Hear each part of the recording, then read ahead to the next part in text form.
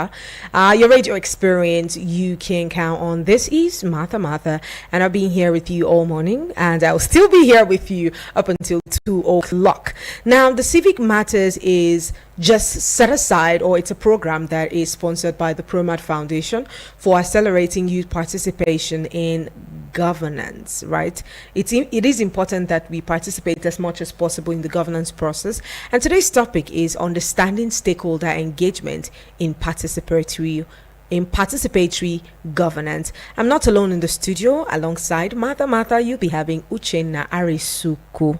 Thank you so much, Uchenna, for joining us in the studio. Thank you, Martha. Good morning to the listeners. Is the way he's smiling for me or you guys? It's about to be an anime. What? You're so excited to be here, yes? Yeah, I like talking about participatory governance. All right. So what is it for you, Yes, you see, government exists because of the people. All right. Chapter 2 of the Nigerian Constitution states clearly that the primary function of government is the security and well-being of the citizens. Okay. So that government exists is because of the citizens. Okay. So participatory governance, that these citizens should be a part of that governance process. Okay. You want to do me good, I should be a part of designing that good. Of course. You want to do jollof rice for me, you should ask me, do you like pepper? Do you like tomato? Do you like Maggi? So I should be a part of that process to design good for me. So that's participatory governance. And you had to use jollof rice. Well, anyways, guys. Nigerian jollof, not Ghana jollof. Oh, wow. Anyways.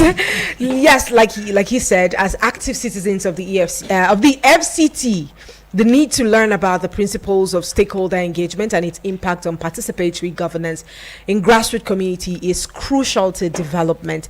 And of course, stakeholders engagement is the systemic identification, analysis, planning, and implementation of actions designed to influence people who may be affected by a decision. Now, understanding the impact of stakeholder engagement will help every single person out here to actively participate in governance, because this is what the entire campaign is about. Being people actively participating in governance from a more informed perspective, not just a critique perspective where we just want to criticize the government without looking for any possible change whatsoever. But this is quite a constructive way to criticize, giving you all of the information so that you can know and identify the tiers of government that are responsible for a particular deliverable that they are required to directly engage for quick and easy response. So yes, all of the information will be provided here for you by myself and Uchenna Arisuku. Am I getting that correctly? Very well. All right, people. Now, on this, before we start the conversation for today, it is important that you be a part of this conversation on air and off air, and you can do that by visiting any of the social media handles of ProMat Foundation.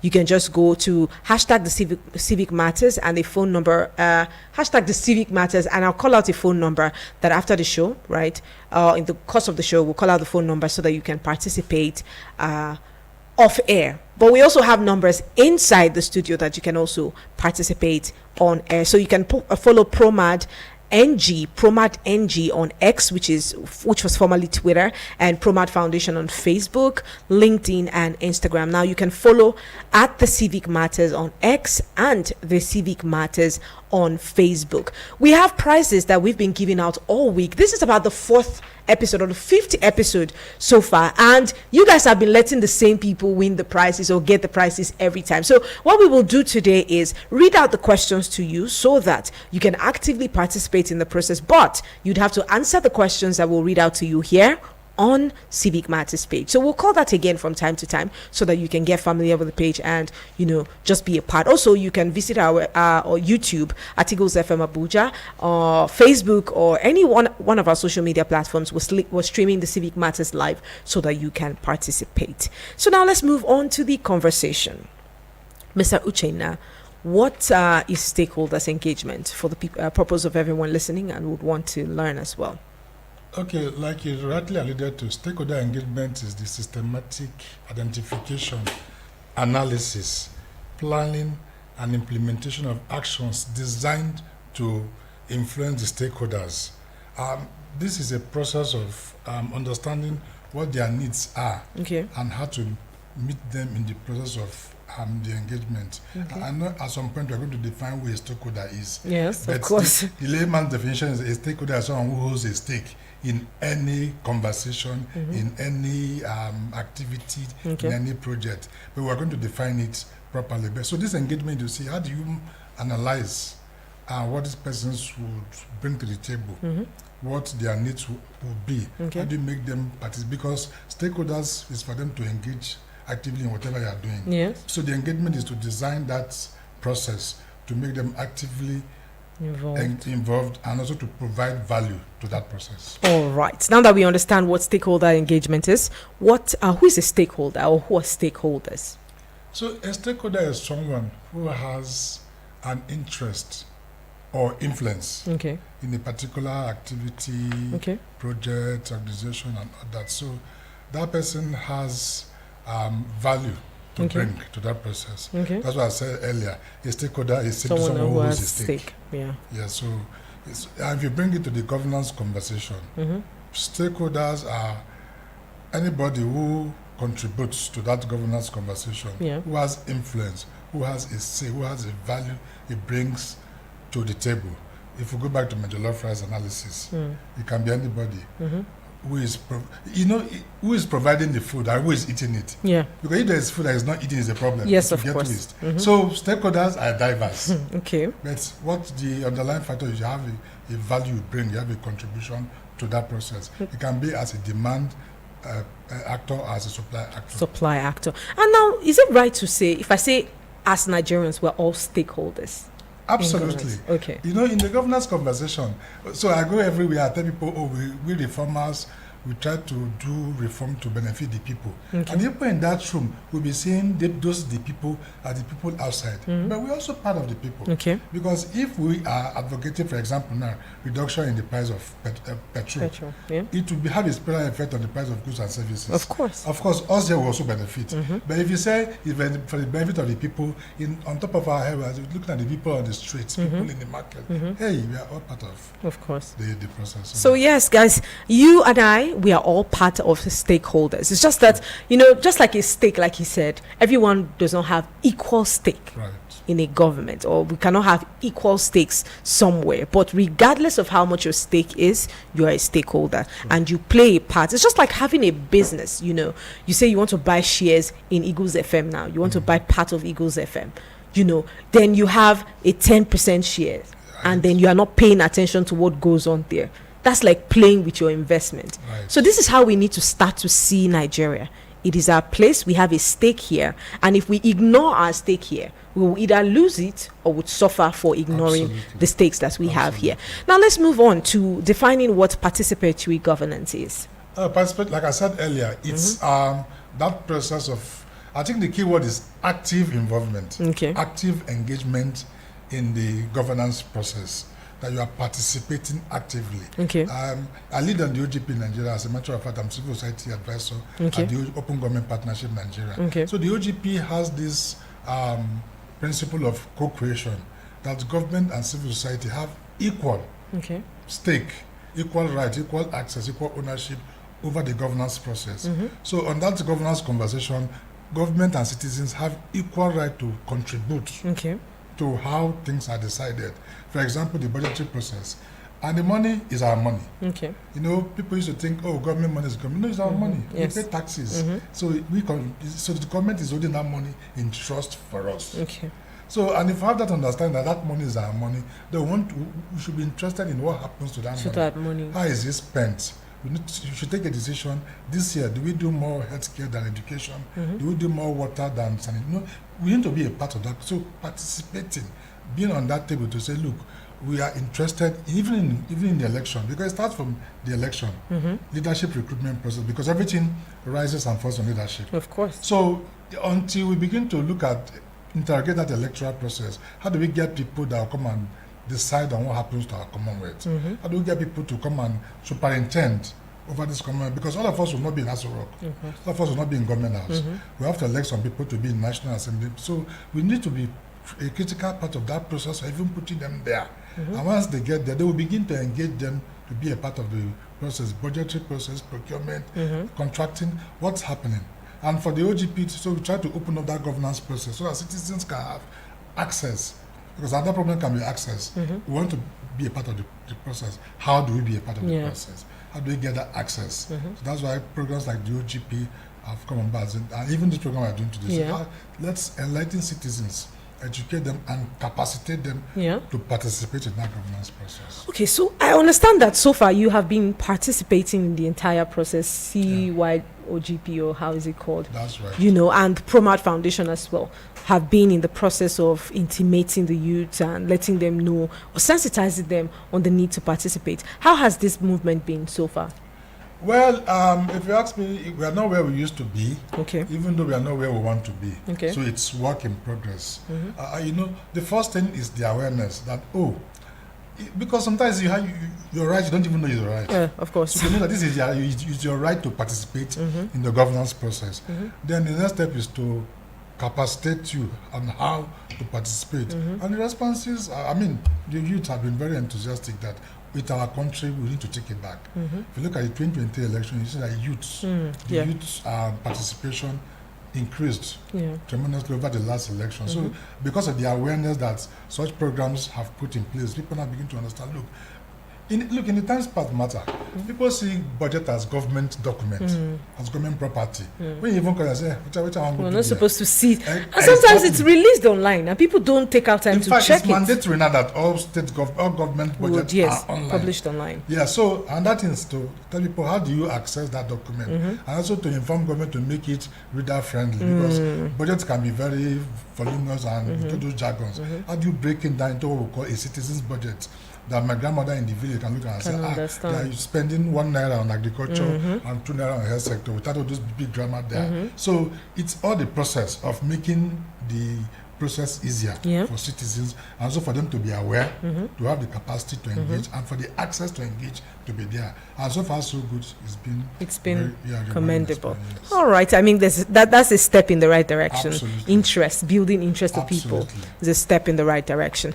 Yes, and it's an honorable cause. I always will say, when I see an honorable cause, it's an honorable cause, and of course, commendable one. Now let's move on. What is the importance of stakeholder engagement to participatory governance?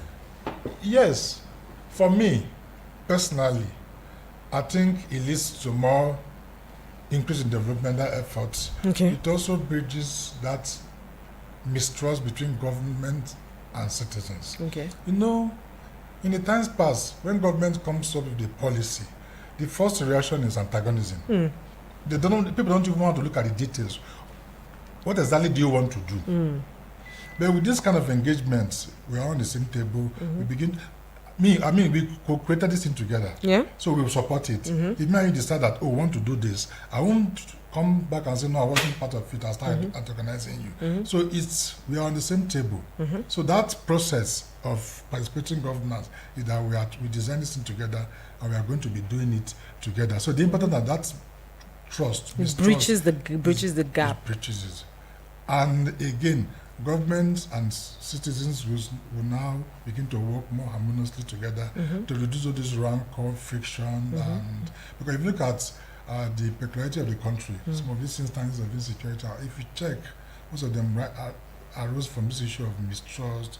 There's no trust in government. People do not understand what the government wants to do, even if the intentions are right, but because the education is not there, the participation was not there. So the initial reaction will be antagonism. So when that is happened, the important is that things begin to move faster than we imagine, and there will be more development in the country. All right. Remember that the only way that you can criticize constructively is when you have the right information at your fingertips. Absolutely. And now we have some of this information published online. And like you heard him say, that every parastatal now must have their budget. It's a requirement. Must have their budget published online. How many of us are taking out time to go and study this budget?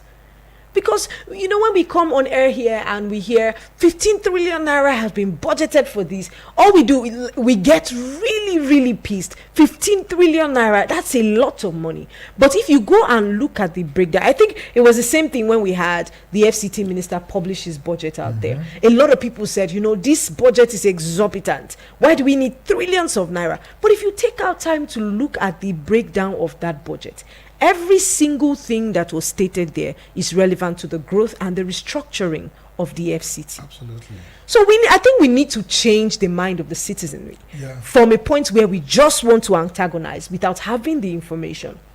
You see? To participate in. Because just like you said, 53, they say, why not even share it? If you share it among Nigerians, everybody will get 10 million. Yes, 10 million each. Without knowing that if that eventually even happens, inflation. How many of us can sustain 10 million naira? How many of us can multiply 10 million naira? If you do it, so everybody has 10 million inflation. So plenty money looking for a few goods to buy. Yes. The prices will shut up. Nobody will want to be in the market again. Would you want to sell okra in the market if you have 10 million naira? So people need to understand from that perspective of engagement that, look, can you listen to government? Can you actually seek for information? Yes. Find out the details of something before you even begin to criticize that it. thing. And that's why government said, you know what, come and sit on the table with us. Let's decide this thing together. Let's plan it. Let's agree on the parameters so that tomorrow you not say, why don't you share this 15 trillion amongst us? Because you're already part of the design of what that 15 trillion would do to even in the long run positively affect us even more than when I give you 10 million naira. All right. Let's talk about stakeholder mapping, because that's also a very important process of the entire engagement in participatory government. What is stakeholder mapping? Stakeholder mapping. Let me speak the big English now. I'll come back to speck the layman English. Please, by all means. It is a visual representation of individuals or groups with vested interest in a product or idea to understand their level of influence and develop a strategy to manage them. So that mapping is like you're looking at who have interest, have influence in this thing we're going to do. How do we approach each of them? How do we satisfy them? I can give you an example. We are applying the national dialogue on social protection. And we start that and say, who do we invite that can speak to that? We bring religious groups to represent their religious affiliation, political leaders, civil society, and others. So you are doing this mapping, their strengths and their contribution. So you are doing mapping. Mr. A can do this. Mr. B can help us get this. Mr. C can. So when you are designing, you know how to approach Mr. A. Because even in that our planning, you say, okay, so person will be in social hotel. So person will come on business class. So person, like if you are inviting a sultan, for example, he has an entourage. Yes. You plan for that.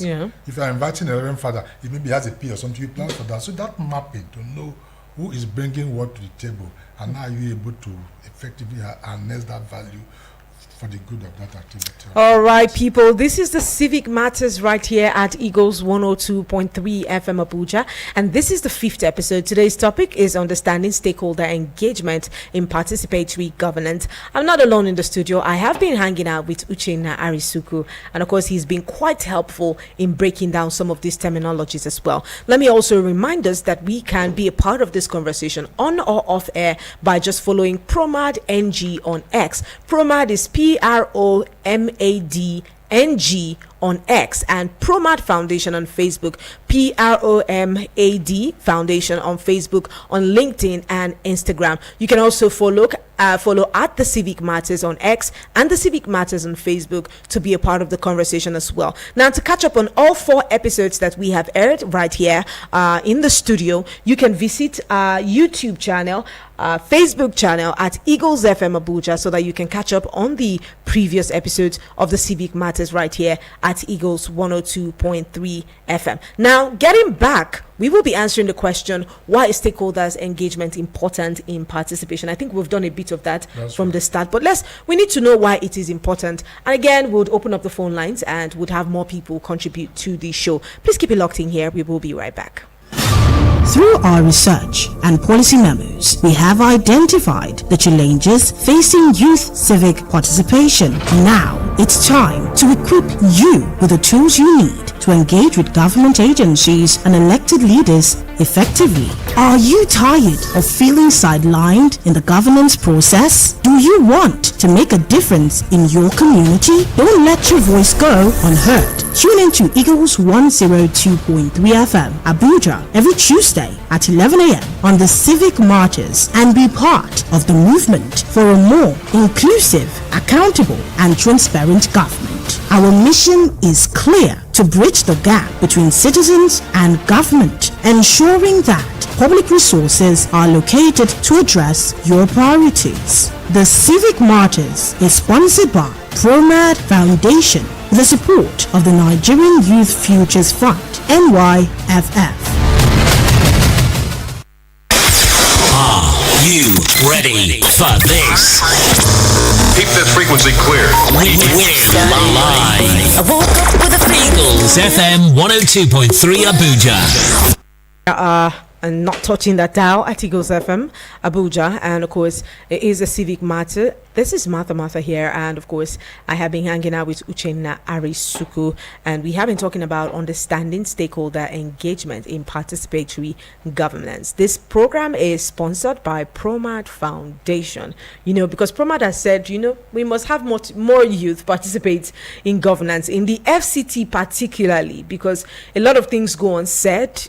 People go unquestioned with rules and policies and budgets and all of these things. And this is a measure to curb the, should I say, unaccountability of some of the people that are being put in figurehead positions. So yes, it's not just about them. It's not about them. It's about you and I. And how can we participate to make the entire ruling of the FCT better? So we're asking this question, Mr. Uchenna. Why is stakeholder engagement important in participation?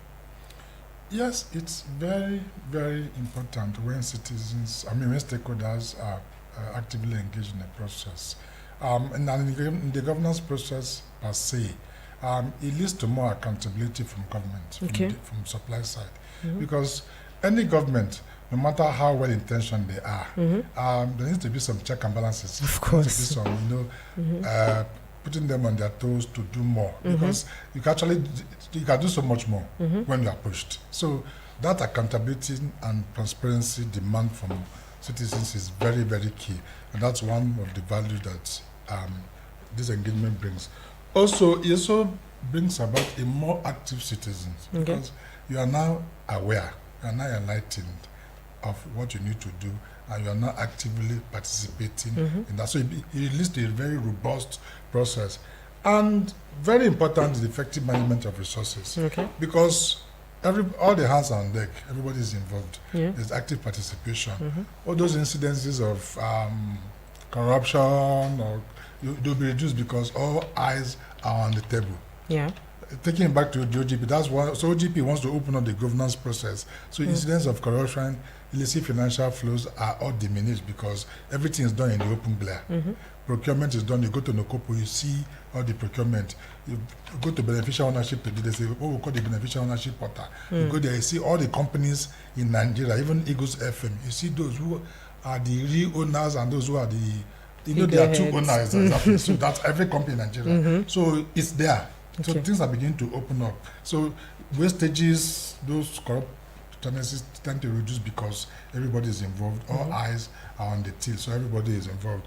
And last, like I said earlier, it leads to more achievement in the development start space because we are all contributing, we are all adding to the process, and the more the merrier, we do a lot more when we work together. All right. Now, peradventure, we have people who would like to contribute to the conversation. Let me open up the phone lines. We have very few minutes until we wrap it up here on 090-7353-0044 or 090-8766-8888. You can also leave us a message on WhatsApp and let us know what your thoughts are about the conversation on understanding stakeholder engagement in participatory governance. Now, it is important that we note these things so that let's know what you think. Let's know where your head is at. It's the FCT. It's about you and I. So call us up and then leave a message on WhatsApp too on 090-9705-4450. Let's hear you and let's keep it coming through. I think we have a message on WhatsApp. This one says, good morning, Martha. Good morning to you. He says the truth is Nigerians have lost trust in the government, and that's why antagonizing them is all they now have. Time and again, Nigerians have had billions and trillions budgeted and expended on non-existent projects or even clearly dysfunctional systems and doesn't justify the massive sums. And then Nigerians have time and again seen government officials get away with looting these monies, so they have earned the right to question these budgets. The lack of integrity and credibility on the side of the government is responsible for the lack of trust from Nigerians. A functional government that is responsible enough and means all it says and does all it says and will always have the trust of the people. This is James from Suleja. Thank you so much for that contribution. What do you have to say about this? Yes, James, I understand your feelings, but then we'll keep pushing. Of course. Even though citizens may have lost some faith in the government and some trust. But if you leave the government out completely, they keep doing what they do. Why politicians do things with impunity? Because nobody calls them to question. Nobody makes accountability demand on them. So the more you make those demands, the more government begin to sit up and begin to end that trust. But if you don't engage, you cannot renew a trust. If your trust is broken, how do you renew it? By engaging. Yeah. And by knowing, okay, what do you want to do? How do you want to do it? How am I a part of it? If I'm satisfied on a part of it, the trust is renewed. But if you keep staying aloof, this government is not doing it, they are keep stealing our money and all that, and you leave them, the situation will keep worsening. So engagement is the key word. Let's engage. All right. Thank you so much, guys, for joining us right here. I think this is coming. Is now we have it. Okay, let's take this one, and before we head out. Hello, good morning. Good morning, Mata. Yeah, welcome and thanks for joining us on the show. Tell us your name and where you're calling from. Thank you. My name is Mr. Chukwu. Okay, it's good to. I said my name is Mr. Chukwu. All right, Mr. Chukwu, it's good to have you. Talk to us quickly. Thank you. I want to say that one of the ways to renew trust is not a true engagement. No, it is removal. When there is distrust in leadership, what you do is to remove them, remove the leader. And in fact, in the ideal society, let me not use the ideal society, in a society where progress is the order of the day and priority is well set. Now, giving the leaders that will first and foremost distance themselves and look at our society. We talk about this engagement. Now, people cannot hold integrity and be honest without accountability. Personally, I set accountability as the cornerstone in ensuring that leaders do the right thing. But how do we hold them accountable? One of the ways that happens is through having law. It is when there is law that mandates leaders to be accountable.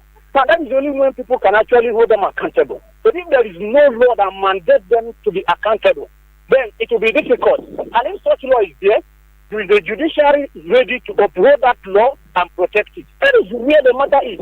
Because this accountability in a question, as I raised it, is a presentation of oneself for examination and evaluation of activities, decisions, and choices you make as a leader. If people cannot evaluate them and examine the choices and the decision you take as a leader, then how will you be able to?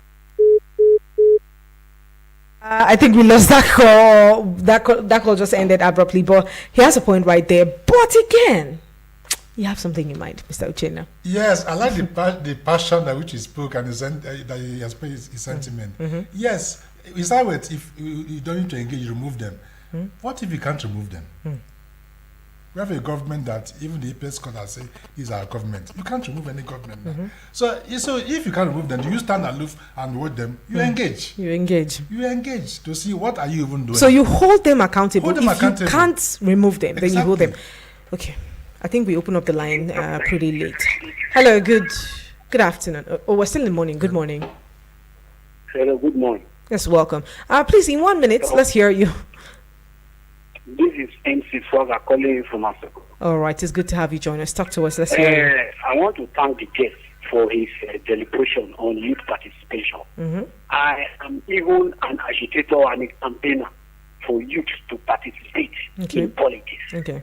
I want to also appeal and advise him to take this campaign to the Human Rights Radio, ordinary president. No, you cannot be saying that. You cannot be saying that on another radio. Do you want me to yank you off? I will yank you off. In order to engage more youth. Thank you. So that they can participate in politics. Like what you said about the federal capital territory. People can contest in different local councils, even if you are not from the local area. All right. We can do something better in order for us to see how we can move this nation forward. All right. Because thank you so much. Right leaders, right people in the right positions, like Ngozo Okojuwela when they brought her to on that session. There is Dora Kindele for NAFDAC. And the people who did well in Nigeria politics.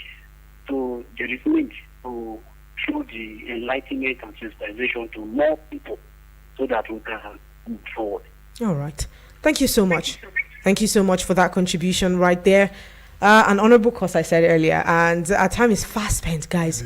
So yes, we've got to head out. But yes, we have the question for today. I don't think we dealt with that topic, so I'll be rephrasing that. I hope you don't mind, Farouk. Anyways, what is stakeholders mapping? Should that be the question? Anyways, what is, okay, let's leave it at this. What is stakeholders engagement? What do you understand as stakeholders engagement? That's one question. And number two says, which of the matrix is more important to you and why? But if you can answer what stakeholder engagement is, then you'd get a plus and you'll be getting yourself a prize right here. But for you to do that, you'd have to visit ProMad Foundation, ProMad NG on X, ProMad Foundation on Facebook and LinkedIn and then Instagram. And also to answer the question, just go specifically to at the Civic Matters on X and the Civic Matters on Facebook. Remember, the conversation continues on or off air. Go back to our YouTube channel at Eagles FM Abuja and catch up on the episodes that you have missed and catch up on these as well and keep the conversation going on there. Would address this here. I think we have about 4 winners. Let me get that right. I think we have 4 winners from last week and three new winners, because last week we had the last 2 weeks we have recurring winners. So Esther, which is Miss Esther, Laide Femi from Facebook, Aminu Kabiru from Facebook, and Mohammed Olarewaju Abdurrahim from Facebook also. Congratulations to you. And of course that I'm sure ProMad has contacted you already and you guys have gotten your prize. So keep it locked in here. It's an amazing time. Thank you, Mr. Uchenna. Thank you, Mata, for joining us on the show. I had a swell time. Me too. Yes, and thank you guys. This is Mata. Let me head out for a bit. When I get back, we'll keep up this conversation. Do not go anywhere. No offense to the commercials. It's just that we want to see other audio. Eagles 102.3. Sorry for the inconvenience. I suppose it was inevitable. Eagles 102.3.